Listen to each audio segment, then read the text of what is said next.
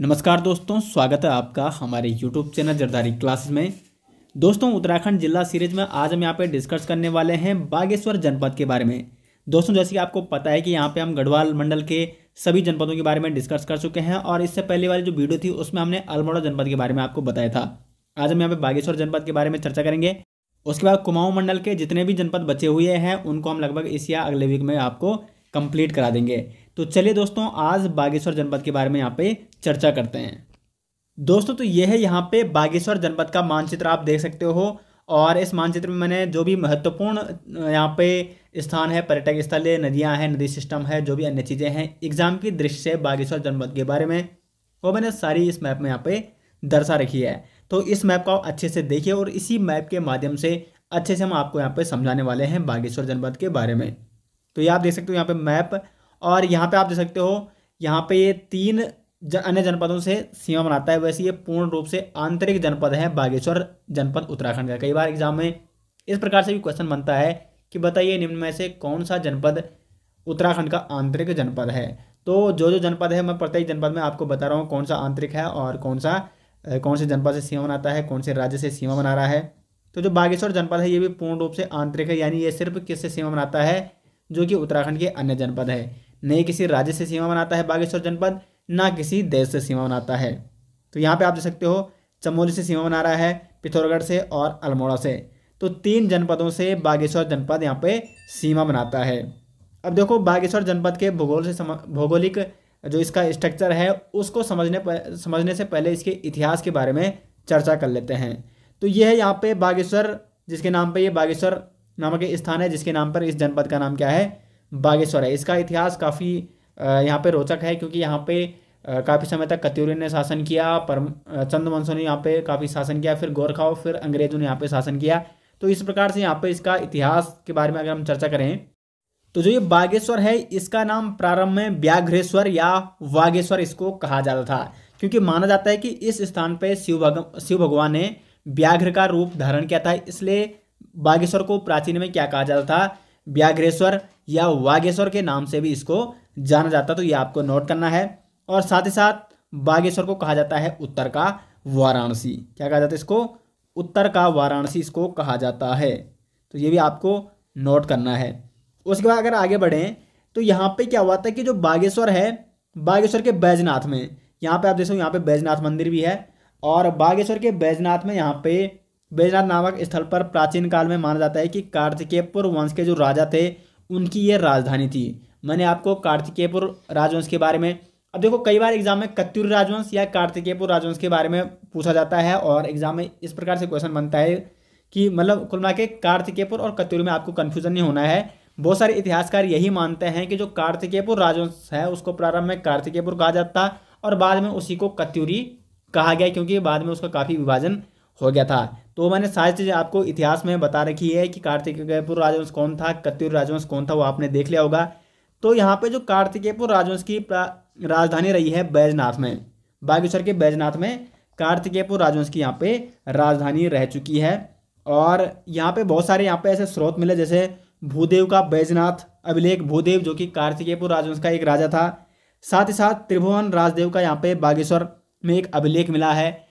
तो बागेश्वर के बैजनाथ में यहाँ पे कार्तिकेयपुर राजवंशों की क्या रही है, राजधानी रह चुकी है। और यहाँ पे जो बैजनाथ में बहुत सारे शिलालेख ऐसे मिले हैं जिसमें क्या कहा गया है, जो कार्तिकेयपुर है, जो बैजनाथ है उसी को क्या कहा गया, यहाँ पे कार्तिकेयपुर कहा गया है। तो ये भी आप नोट कर सकते हो, कई बार एग्जाम में आ सकता है कि बैजनाथ को बैजनाथ शिलालेखों में क्या कहा गया है, तो वो कहा गया है कार्तिकेयपुर कहा गया है, क्योंकि यहाँ पे कार्तिकेयपुर राजवंशों की ये राजधानी थी। उसके बाद यहाँ पे एक और चीज़ ऐतिहासिक दृष्टि से काफ़ी महत्वपूर्ण है। यहाँ पे एक घटना घटी, सरयू नदी के किनारे क्या हुआ था, 14 जनवरी 1921 को बागेश्वर में उत्तरायणी मेला था। और यहाँ पे सरयू नदी के किनारे यहाँ पे क्या हुआ था, 40,000 प्रदर्शनकारियों ने कुली बेगार प्रथा न देने का यहाँ पे क्या किया संकल्प लिया।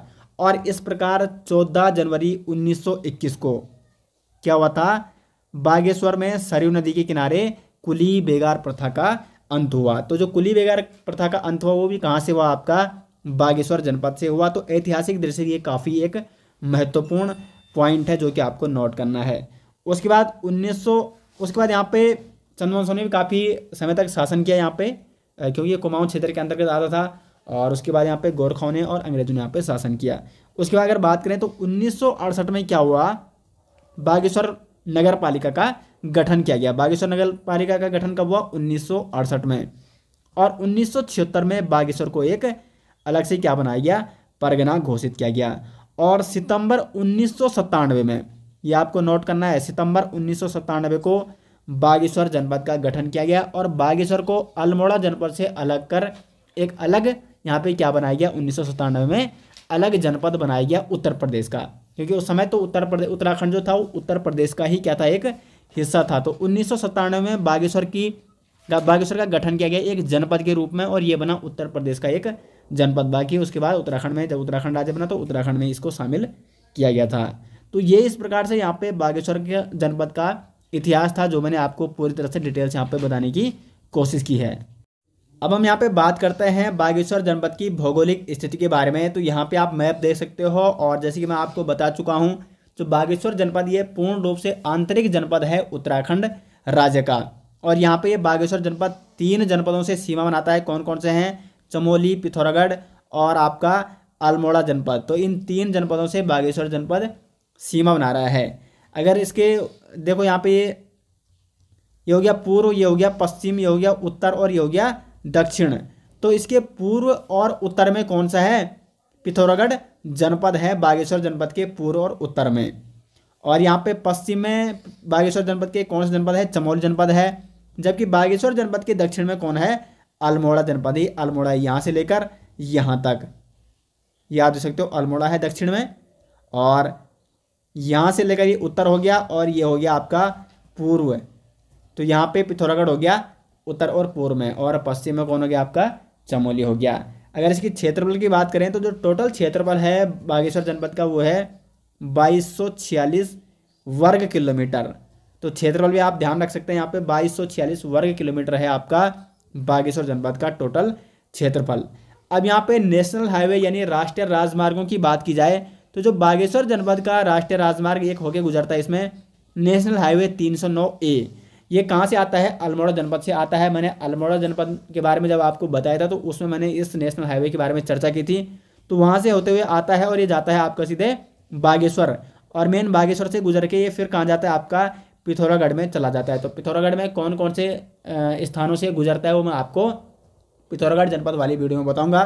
तो ये आपको नोट करना है कि जो नेशनल हाईवे 309A है ये अल्मोड़ा से होते हुए बागेश्वर से होते हुए कहाँ जाता है, आपका पिथौरागढ़ जनपद में चला जाता है। बाकी जो ये हाईवे है ये नेशनल हाईवे नहीं है तो इनके बारे में चर्चा करना जरूरी नहीं है। तो नेशनल हाईवे जो बागेश्वर से गुजरता है वो है 309A। अब यहाँ पे हम इसके नदी तंत्र के बारे में बात कर लेते हैं बागेश्वर जनपद के। तो बागेश्वर जनपद में जो प्रमुख नदियाँ हैं इसमें जैसे पिंडर नदी हो गया, सरयू नदी हो गया, गोमती नदी हो गया। तो इस प्रकार के यहाँ पे कुछ प्रमुख नदियाँ हैं, तो एक एक करके हम इनके बारे में चर्चा करेंगे। तो सबसे पहले पिंडर नदी के बारे में चर्चा कर लेते हैं यहाँ पे। तो जो पिंडर नदी है इसका उद्गम होता है यहाँ पे पिंडारी ग्लेशियर से। ये आप देख सकते हो यहाँ पे पिंडारी ग्लेशियर है और पिंडारी ग्लेशियर से उद्गम होता है किसका, पिंडर नदी का। और पिंडर नदी यहाँ से बागेश्वर से होते हुए कहाँ पहुँचती है, आपकी चमोली जनपद में पहुँचती है। और चमोली जनपद के कर्णप्रयाग में पिंडर नदी किस में संगम करती है, अलकनंदा में संगम करती है। तो जो ये पिंडर नदी है किसकी सहायक नदी है, अलकनंदा नदी की सहायक नदी है। और पिंडर नदी और अलकनंदा का संगम कहाँ होता है, चमोली के कर्णप्रयाग में।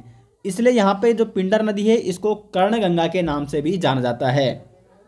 अब यहाँ पे एक और चीज़ आपको ध्यान रखनी है कि जो ये पिंडर नदी है ये बह तो बागेश्वर से रही है लेकिन कहाँ पहुँच रही है, चमोली में पहुँच रही है कर्णप्रयाग में। तो किसकी सहायक नदी है, अलकनंदा की है सहायक नदी। ये चीज़ आपको नोट करनी है। तो ये हो गई आपकी पिंडर नदी। उसके बाद जो दूसरी प्रमुख नदी है वो है आपकी सरयू नदी। सरयू नदी है जो वो कहाँ से निकलती है, बागेश्वर के सरमूल श्रेणी से। तो जो सरयू नदी है उसका उद्गम भी बागेश्वर के सरमूल श्रेणी से होता है और यहाँ से सरयू नदी आगे बढ़ती है और पहुँच जाती है परमाती नामक स्थल पे। और यहाँ पे एक इसकी प्रमुख सहायक नदी है रेवती नदी। तो रेवती नदी यहाँ पे परमाती नामक स्थान पर सरयू नदी से यहाँ पे संगम करती है। और उसके बाद सरयू नदी आगे बढ़ती है और कहाँ पहुँच जाती है, बागेश्वर नामक स्थल पे। और बागेश्वर में यहाँ पे कौन सी नदी सरयू नदी से संगम करती है, गोमती नदी। अब इससे पहले थोड़ा गोमती नदी के बारे में चर्चा कर लेते हैं। तो जो गोमती नदी है ये आती है बागेश्वर के डेबरा श्रेणी से। इसका उद्गम जो स्थल है वो है आपका बागेश्वर की डेबरा श्रेणी। उसके बाद डेबरा श्रेणी से आगे बढ़ती हुई गोमती नदी पहुंच जाती है कहाँ पे, गरुड़ तहसील में। और यहाँ पे गरुड़ तहसील में गरुड़ गंगा बहती है और गरुड़ गंगा यहाँ पे बैजनाथ मंदिर के थोड़ा आगे यहाँ पे गरुड़ गंगा और किसका, गोमती नदी का यहाँ पे संगम होता है। तो गोमती नदी और गरुड़ गंगा का संगम कहाँ पे होता है, बैजनाथ मंदिर के निकट में। और अगर एग्जाम में ये पूछ गया कि गोमती नदी की प्रमुख सहायक नदी कौन है, तो वो है गरुड़ गंगा, जो कि गरुड़ तहसील में बहती है। और उसके बाद यहाँ से बैजनाथ मंदिर, देखो बैजनाथ मंदिर कौन सी नदियों के बीच स्थित है या संगम पर स्थित है, तो वो है आपका गरुड़ गंगा और गोमती नदी, ये जो गोमती नदी है।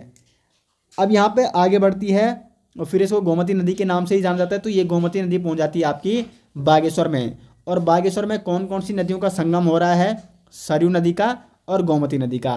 तो बागेश्वर जो स्थल है वो वहाँ पे कौन सी नदियों के संगम तट पर बसा हुआ है, तो सरयू नदी और गोमती नदी के संगम तट पर बसा हुआ है आपका बागेश्वर।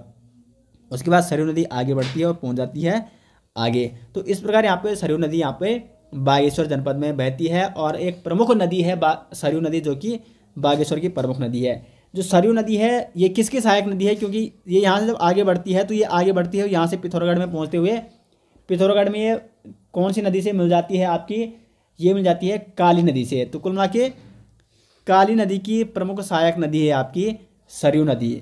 और ये जो संगम करती है ये पंचेश्वर यानी काली कुमाऊं नामक स्थल पर ये काली नदी से संगम करती है आपकी सरयू नदी। सरयू नदी को उत्तराखंड की सबसे पवित्र नदी के नाम से भी जाना जाता है। तो उत्तराखंड की सबसे पवित्र नदी के नाम से किसको जाना जाता है, सरयू नदी को जाना जाता है। आपको जरूर नोट करना क्योंकि ये काफ़ी इंपॉर्टेंट है। उसके बाद यहाँ पे अगर सरयू नदी की कुछ अन्य सहायक नदियों के बारे में अगर बात करें तो पनार नदी हो गया, पूर्वी रामगंगा नदी हो गया। तो यहाँ पे इन जो ये नदी सिस्टम है ये मैंने आपको स्पेशल वीडियो इसमें हमने आपको बता रखी है। नदी तंत्र जब हमने आपको बताया था तो उसमें मैंने सभी नदियों के बारे में, उनकी सहायक नदियाँ हैं, किसका उद्गम कहाँ से हो रहा है और कहाँ पे किसका संगम हो रहा है, तो वो मैंने आपको बता रखी स्पेशल वीडियो में। तो उन वीडियो को आप देख सकते हो अगर आपको वहाँ पे मैप के माध्यम से हमने अच्छी तरीके से यहाँ पे समझा रखा है। बाकी मैंने यहाँ पे भी आपको सरयू नदी के बारे में काफ़ी डिटेल्स बता दिया है।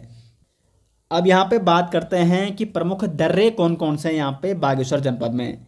तो देखो दर्रे आपको मैंने कई बार बता रखा है। यहाँ पे दर्रे कौन से होते हैं, जो दो देशों को जोड़ते हैं, दो राज्यों को जोड़ते हैं या दो जिलों को जोड़ते हैं। तो यहाँ पे देखो जो दर्रे हैं बागेश्वर में, क्योंकि बागेश्वर पूर्ण रूप से आंतरिक क्या है, जनपद है। तो कुल मिला के जो दर्रे होंगे ये बागेश्वर जनपद और अन्य किसी जनपद के बीच होंगे, या बागेश्वर जनपद को या अन्य किसी जनपद को जोड़ते होंगे।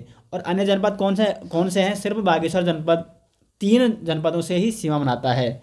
लेकिन बागेश्वर जनपद में 2 दर्रे हैं, कौन कौन से हैं, एक है यहाँ पे सुंदर ढूंगा दर्रा।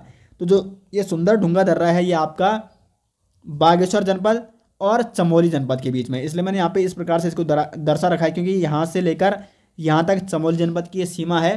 तो जो सुंदर ढूंगा दर्रा है वो मैंने बागेश्वर और चमोली में हमने यहाँ पे दर्शा रखा है। तो इस प्रकार से आपको समझ में आ जाएगा कि जो सुंदर ढूंगा दर्रा है वो चमोली और बागेश्वर और चमोली जनपद के बीच में है। दूसरा दर्रा यहाँ पे ट्रेल पास दर्रा है, जो कि बागेश्वर जनपद और पिथौरागढ़ जनपद के बीच स्थित है। और जो ट्रेल पास दर्रा है इसके बारे में एक क्वेश्चन पूछा जाता है कि इसकी खोज कब हुई थी। 1830 में ट्रेल पास दर्रे की खोज हुई थी और किसने की थी, जॉर्ज विलियम ट्रेल ने, जो कि क्या रह चुके हैं, कुमाऊं के कमिश्नर रह चुके हैं। तो कुमाऊं कमिश्नर ट्रेल के नाम से ही इस दर्रे का नाम क्या पड़ा, ट्रेल पास दर्रा पड़ा। तो कई बार इस प्रकार से भी क्वेश्चन पूछ जाता है कि ट्रेल पास दर्रे का नाम किस कमिश्नर के नाम पर पड़ा, तो कमिश्नर ट्रेल के नाम पर पड़ा। और कब इसकी खोज हुई थी, 1830 में इसकी खोज की गई थी। तो ये भी आपको नोट करना है। अब हम यहाँ पे प्रमुख ग्लेशियरों के बारे में चर्चा करते हैं कि कौन कौन से यहाँ पे ग्लेशियर हैं बागेश्वर जनपद में। तो यहाँ पे आप देख सकते हो, एक तो है यहाँ पे पिंडारी ग्लेशियर। तो जो ये पिंडारी ग्लेशियर है ये सिर्फ क्या है आपका बागेश्वर जनपद में नहीं है, बल्कि ये आपका फैला हुआ है बागेश्वर हो गया, पिथौरागढ़ और चमोली। तो कुल मिला के इस प्रकार से ये जो पिंडारी ग्लेशियर है ये फैला हुआ है और ये बागेश्वर जनपद के अंतर्गत भी आता है, चमोली के अंतर्गत भी आता है और आपका पिथौरागढ़ में भी आता है। तो जो ये पिंडारी ग्लेशियर है ये राज्य का दूसरा सबसे बड़ा ग्लेशियर है। अगर ग्लेशियरों की बात की जाए यानी हिमनदों की बात की जाए तो राज्य का सबसे बड़ा हिमनद यानी ग्लेशियर कौन है, गंगोत्री ग्लेशियर है जो कि उत्तरकाशी जनपद में आता है। और दूसरा सबसे बड़ा ग्लेशियर कौन है आपका, पिंडारी ग्लेशियर है जो कि बागेश्वर, चमोली और पिथौरागढ़ में फैला हुआ है। और पिंडारी ग्लेशियर से कौन सी नदी निकलती है, अगर इस प्रकार से क्वेश्चन बनता है तो पिंडर नदी यहाँ से निकलती है। उसके बाद जो अन्य ग्लेशियर है वो कौन सा है, ये है आपका सुंदर ढूंगा दर्रा। और सुंदर ढूंगा दर्रा यहाँ पे तो एक ग्लेशियर भी है यहाँ पे आपका सुंदर ढूंगी ग्लेशियर। तो ये सुंदर ढूंगी ग्लेशियर कौन से जनपद में है, आपका बागेश्वर जनपद में। उसके बाद यहाँ पे आप देख सकते हो सुखराम ग्लेशियर, ये भी आपका कहाँ है, बागेश्वर जनपद में। अगर जूम करके देखें तो आपको बिल्कुल क्लियर दिखाई देगा सुखराम ग्लेशियर। ये ऐप आपको कहाँ मिल जाएंगे, ऐप और सारे नोट्स आपको हमारे उत्तराखंड जी के ऐप में मिल जाएंगे। उसके बाद यहाँ पे आप देख सकते हो मैकतौली ग्लेशियर है एक, तो ये आपका कहाँ है, मैकतौली ग्लेशियर, ये भी आपका बागेश्वर जनपद में है। कफनी ग्लेशियर ये भी आपका कहाँ है, बागेश्वर जनपद में है। तो सारी चीज़ें मैंने यहाँ पे आपको दर्शा रखी है इस मैप के माध्यम से। पिंडारी ग्लेशियर भी हो गया, बाकी सभी यहाँ पे ग्लेशियर हो चुके हैं। वैसे मैंने ग्लेशियरों पे एक शॉर्ट ट्रिक के माध्यम से वीडियो बना रखी है, जिसे मैंने उत्तराखंड राज्य के सभी जितने भी जनपद हैं जिनमें भी ग्लेशियर पाए जाते हैं, तो प्रत्येक जनपदों की ग्लेशियरों के बारे में शॉर्ट ट्रिक के माध्यम से हमने एक वीडियो बना रखी है। तो आप वहाँ पे जा सकते हो, प्लेलिस्ट में जा सकते हो या सर्च कर सकते हो उत्तराखंड ग्लेशियर बाय जरधारी क्लासेज, तो वहाँ पे आपको मिल जाएगी शॉर्ट ट्रिक के माध्यम से। और काफ़ी अच्छी ट्रिक लोगों को पसंद आई हो, जिससे याद करना आपको वो आसान हो जाता है। तो ग्लेशियर भी हो गया। अब बात करते हैं यहाँ पे प्रमुख कुंड कौन कौन से यहाँ पे बागेश्वर जनपद में। तो बागेश्वर जनपद में जो एक काफ़ी इंपॉर्टेंट कुंड है सुकुंड ताल पोथिंग गांव में है, बागेश्वर जनपद के पोथिंग गांव में है आपका सुकुंड ताल। और एक दूसरा कुंड है यहाँ पे देवी कुंड। तो ये प्रमुख कुंड है जो कि बागेश्वर जनपद में है। तो दोस्तों आज हमने आपको यहाँ पे बागेश्वर जनपद के इतिहास के बारे में, भौगोलिक स्थिति के बारे में, नेशनल हाईवे और नदी सिस्टम हो गया, दर्रे, बागेश्वर जनपद के प्रमुख ग्लेशियर, और एक बुग्याल भी है, ठीक है, काफ़ी इंपॉर्टेंट बुग्याल है कफनी बुग्याल। कफनी ग्लेशियर भी कहाँ है आपका, बागेश्वर जनपद में है। और कफनी बुग्याल भी आपका कहाँ है, आपका ये भी आपका बागेश्वर जनपद में है। तो ये भी आपको ज़रूर नोट करना है। तो दोस्तों ये पार्ट 1 में हमने इतनी सारी चीज़ों के बारे में आज डिस्कस किया, और जो पार्ट 2 आएगा बागेश्वर जनपद का, उसमें इसके प्रमुख पर्यटक स्थल, प्रमुख मंदिर, प्रमुख मेले और प्रशासनिक ढांचे के बारे में चर्चा करेंगे, और उसके बाद इसका MCQ प्रैक्टिस सेट आ जाएगा। तो दोस्तों आशा करते हैं आपको वीडियो पसंद आई, और ये सीरीज़ आपको हमारी कैसी लग रही है तो कमेंट बॉक्स में इसके बारे में ज़रूर राय दें। और मिलते हैं दोस्तों नेक्स्ट के साथ, तब तक के लिए धन्यवाद।